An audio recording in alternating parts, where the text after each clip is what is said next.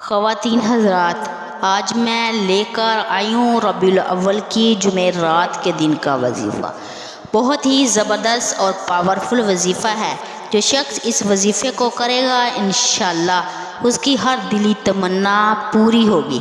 اللہ کے فضل و کرم سے اس کی ہر مراد پوری ہوگی۔ سیدہ حفصہ شفیق چینل کی طرف سے تمام میرے عزیز بہنوں اور بھائیوں کو السلام علیکم ورحمۃ اللہ وبرکاتہ۔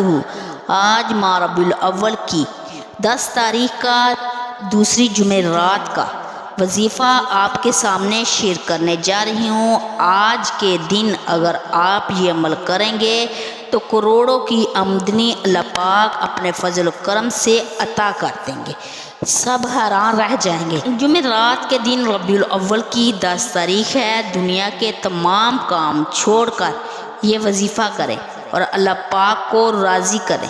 اللہ فقیری سے بادشاہی عطا کر دے گا۔ یہ موقع سال بعد ملنا ہے، اس موقع کو ضائع مت کیجیے گا، اس کا فائدہ اٹھا لیجیے گا۔ یہ وظیفہ جو بتانے جا رہی ہوں وہ دور اسلام میں داخل ہونے کی بنیاد ہے۔ سب سے افضل ذکر آپ کے حوالے کرنے جا رہی ہوں۔ اگر آپ اس وظیفے کو کرتے ہیں تو اللہ تعالیٰ اس عمل کی برکت سے آپ کی ہر حاجات کو پورا کر دیں گے۔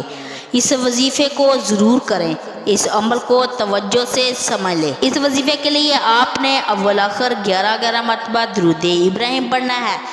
انشاءاللہ اس وظیفے کی برکت سے آپ کی ہر حاجات پوری ہو جائے گی۔ آپ کو اس وظیفے کی برکت سے ضرور مدد ملے گی۔ آج کا جو وظیفہ ہے لا الہ الا اللہ کا ہے۔ حضور اقدس صلی اللہ علیہ وسلم کا ارشاد ہے، عرش کے سامنے ایک نور کا ستون ہے۔ جب کوئی شخص لا الہ الا اللہ محمد رسول اللہ کہتا ہے تو وہ ستون حرکت کرنے لگتا ہے۔